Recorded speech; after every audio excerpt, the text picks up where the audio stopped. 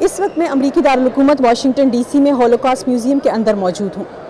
27 جنوری کو international holocaust remembrance day یعنی یہودیوں کے قتل عام کی یاد میں دن منایا جاتا ہے۔ آج مجھے یورپ کا اپنا وہ ٹرپ یاد آ گیا جو گزشتہ گرمیوں میں نے اپنے خاندان کے ہمراہ کیا تھا۔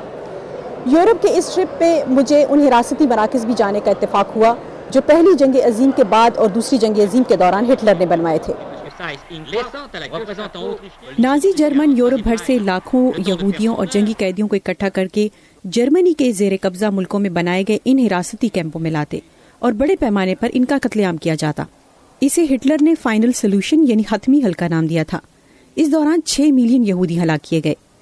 یہودی اتنی بڑی تعداد میں اس لیے ہلاک کیے گئے کیونکہ 1933 میں جب نازی اقتدار میں آئے تو وہ نسلی طور پر یہودیوں کے مقابلے میں خود کو بڑھتر سمجھتے تھے۔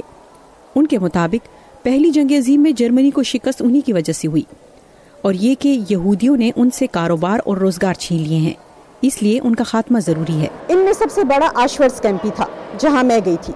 یہ کیمپ پولینڈ کے شہر کراکوو میں واقع ہے۔ یہاں پر یہودیوں سمیت سب سے زیادہ جنگی قیدیوں کو ہلاک کیا گیا۔ یہ کیمپ 3 بڑے قید خانوں پر مشتمل ایک بڑا کمپلیکس تھا جسے آشورٹس 1، 2 اور 3 کہا جاتا ہے۔ یہ آشورٹس 2 کیمپ ہے، اسے ڈیتھ کیمپ بھی کہا جاتا ہے۔ یہ کیمپ 425 ایکڑ رقبے پر پھیلا ہے۔ یہاں اینٹوں اور لکڑی سے بنائے گئے 300 بیرکس تھے جن میں 2 لاکھ کے قریب قیدیوں کی گنجائش تھی۔ ہر بیرک میں تقریباً 500 قیدی رہتے تھے۔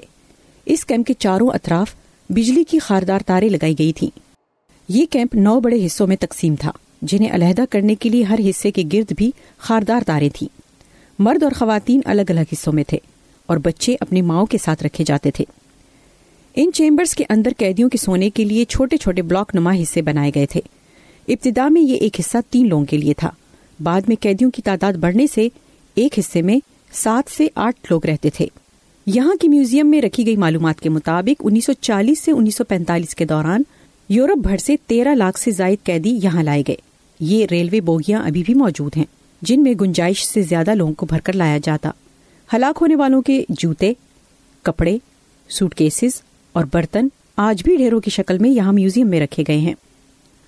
اس کیمپ میں 11 لاکھ افراد گیس چیمبرز میں زہریلی گیسوں سے یا دیگر تکلیف دہ حالات، بھوک اور بیماریوں کی وجہ سے ہلاک ہوئے۔ اس کے علاوہ ان قیدیوں پر طبی تجربات بھی کیے جاتے تھے جس دوران ان کی موت واقع ہو جاتی تھی۔ جب یہ کیمپ بنایا گیا تو پہل قیدیوں کو قطار میں کھڑا کر کے گولیاں مار کر ہلاک کیا جاتا۔ پھر یہ طریقہ تبدیل ہو کر بم دھماکے سے ہلاک کرنے میں بدل گیا، لیکن جرمن فوج کم از کم وقت میں زیادہ سے زیادہ قیدیوں کو مارنا چاہتی تھی، اس لیے انہوں نے گیس چیمبرز بنائے جہاں ایک وقت میں سینکڑوں لوگوں کو ہلاک کیا جا سکتا تھا۔ اس کیمپ میں 4 بڑے گیس چیمبرز تھے۔ ایک گیس چیمبر میں 2000 لوگوں کی گنجائش تھی۔ گیس چیمبر کا طریقہ کار یہ تھا کہ اس کام کے لیے مخصوص طور پر بنائے گئے کمروں میں قیدیوں کو داخل کیا جاتا، پھر اس کمرے کے دروازے مکمل طور پر بند کر دیے جاتے اور اس کے بعد چھت میں بنائے گئے ایک سوراخ سے زہریلا مواد یا زہریلی گیس چھوڑی جاتی۔ بعد میں ان لاشوں کو یہاں بنائے گئے اوون میں ڈال کر جلا دیا جاتا تھا۔ جلانے کے بعد ہڈیاں باہر کھلے میدانوں میں دفنا دی جاتی تھی اور یہ سارا کام بھی قیدیوں سے کرایا جاتا تھا۔ دوسری جنگ عظیم کے آخر میں جب نازی فوجیوں کو یہ اندازہ ہوا کہ سوویت فوجیں قریب پہنچ رہی ہیں تو انہوں نے قیدیوں کی ہلاکت میں تیزی کر دی اور ان کیمپوں کو اور گیس چیمبرز کو تباہ کرنا شروع کر دیا تاکہ کوئی نشانی نہ بچ سکے، لیکن آج بھی کچھ مقامات صحیح حالت میں ہے۔ سوویت فوج نے 1945 میں جب آشورٹس کیمپ کو آزاد کرایا تو اس وقت صرف 7000 قیدی ہی زندہ حالت میں پائے گئے جو بھوک اور بیماریوں کی وجہ سے چلنے پھرنے سے قاصر تھے۔ ان کیمپس کو آج بھی جب میں دیکھتی ہوں تو مجھے یہ محسوس ہوتا ہے کہ انسانیت پر اس سے بھی بڑا کوئی ظلم ہوگا جب بچوں کو ان کے والدین سے جدا کیا گیا اور ایک دوسرے کے سامنے ہلاک کیا گیا۔